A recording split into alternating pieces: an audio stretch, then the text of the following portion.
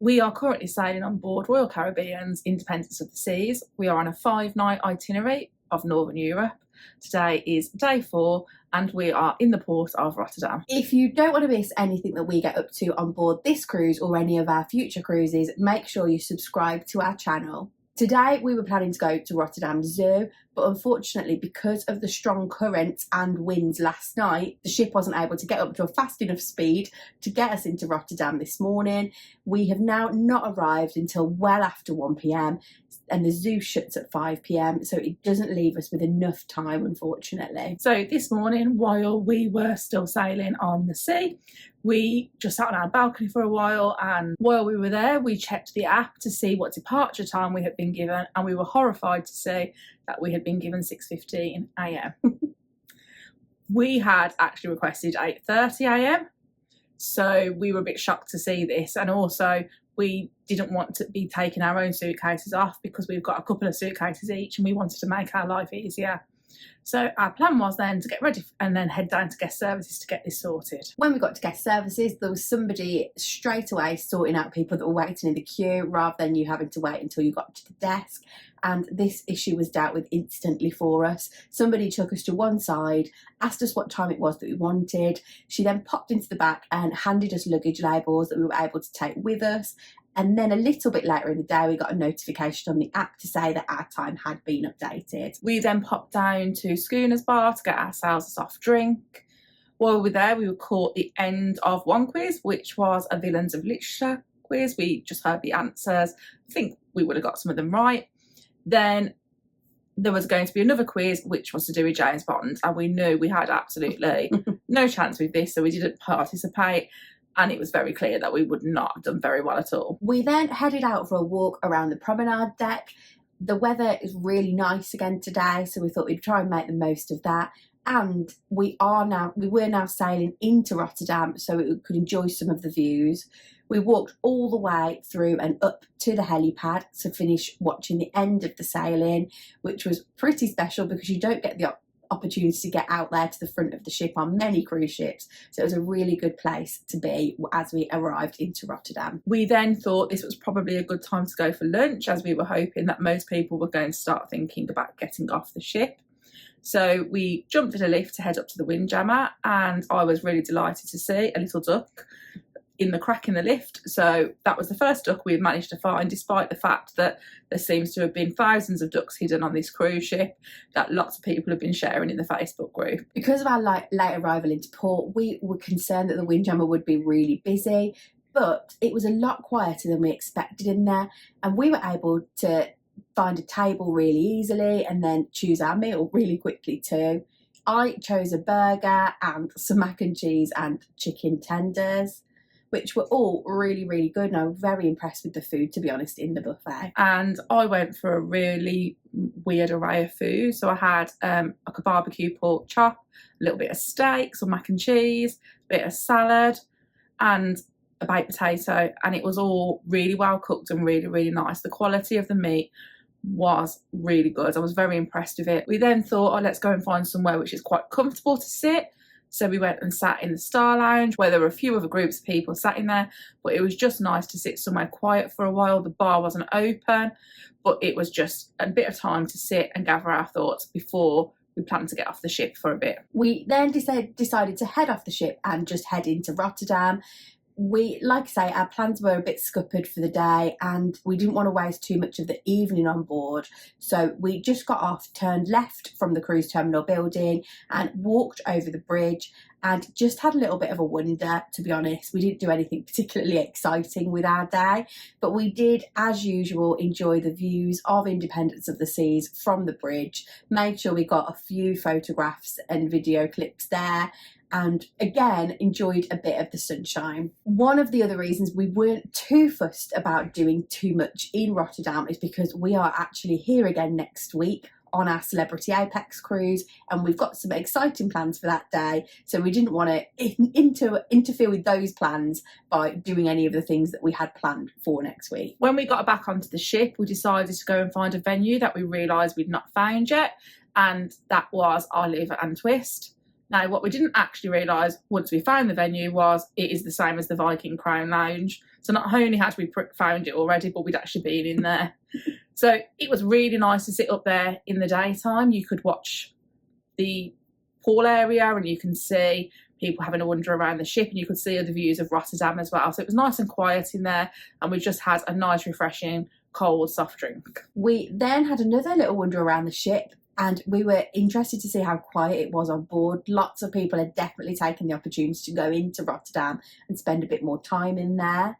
We then headed down to Schooners once again because there were a couple of things happening in there that we wanted to take part in. One of these was afternoon trivia. We had tried to take part in it a couple of days ago, but it was far too busy. So we were really pleased to see that it was relatively quiet. But by the time it started, most of the tables were taken still. We never expect to do very well on a quiz because we know that there are lots of really quizzical people out there. So we were delighted to score 19 out of 20, which was the joint top score with 4 teams. There was then a tiebreaker, which unfortunately we didn't win because we just weren't very quick at writing down the answer. The other quiz that we took part in was Name That Tune Boy Band. We were really excited to do this one, and we thought we were going to do quite well. The winners on this quiz got 16 out of 19. We scored 13, and a couple of the ones that we got wrong were just like getting the names slightly wrong. So yeah, we did ourselves quite proud in the quizzes today. We thought definitely the best scores that we've ever had in quizzes on cruise ships. We then headed back to the cabin to get ourselves ready for the evening. We wanted to head back to Schooners because there was a performance by the show conductor and he was playing the piano. When we got there, he had just about started and it was relatively quiet in there again because still lots of people were off the ship. He played lots of songs from the musicals, which we really enjoyed, and it was really interesting to hear some of the things that he was saying, such as when they have the theatre cast together, they get 2 months to rehearse for Greece in Miami. We then headed to the dining room for dinner. We'd booked a table once again for 7:45 this evening, and we headed down there, and to be honest, it was really efficient. We were straight in. The member of staff on the desk at the front of the dining room actually made the effort to seat us in a similar sort of area to where we'd been seated the day before, so that we had the same waiters that we'd had previously, which we thought was really nice. We both chose the same starters today, which were mozzarella sticks. We actually really, really enjoyed these and we thought that they were tasty. We then were given a try of a different starter. Our waiter brought us out the goat's cheese tart, which to be honest, neither of us thought we would like, but actually we did like it and it would be something we would order in the future. For main, then I had the fettuccine Alfredo, which I was really interested to try because I really like Princess's version of this. I wasn't too keen, to be honest. I thought it was just a bit too salty. Lizzie had chicken tikka masala, which she enjoyed, and it did look a really good meal. And then for dessert, I had the sticky toffee pudding, which was okay.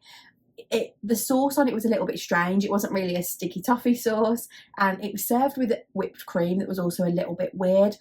But overall, it was not a bad meal at all. And once again, the quality of the food that we were served in the main dining room was good. Dinner service was quick and it was really quiet in the dining room tonight. So we were really happy with that because we'd got plans to go to Studio B to watch the ice skating show Freeze Frame. We had heard it could get really busy in there, so the advice is to get there as early as you can. We got there about 25 minutes before and there were already a lot of seats taken. We were happy with our choice of seat, but by the time the show started, there were people sat on the stairs and stood around the back, so it is advisable to get there as early as you possibly can. We really enjoyed the show itself. We both watched Dancing on Ice, so we thought of ourselves as being ice skating connoisseurs, really, going into this. And we enjoyed seeing what they could do on, to be honest, a really small ice rink. It was impressive that they were able to get like the speed up that they needed to be able to do some of the jumps and things like that they were doing. There were a couple of falls and things like that during the show. Lizzie assures me that this is normal from watching Disney on Ice.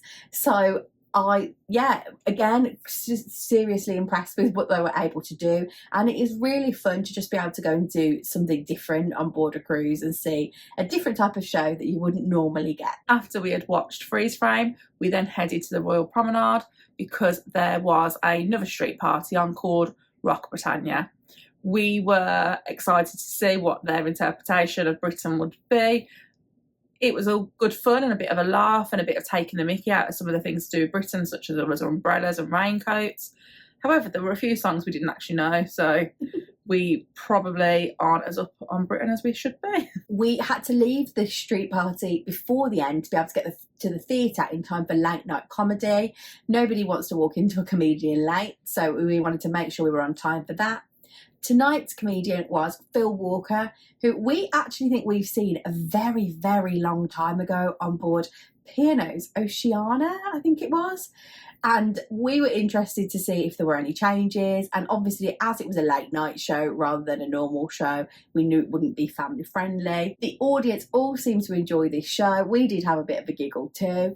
And it was really interesting the way he was sort of trying to get the international audience involved too, even though some of them clearly had no idea what some of the jokes he was saying meant. We then decided to head to Vintages, and when we got there, we were pleased to see that there were quite a lot of our new cruise friends in there.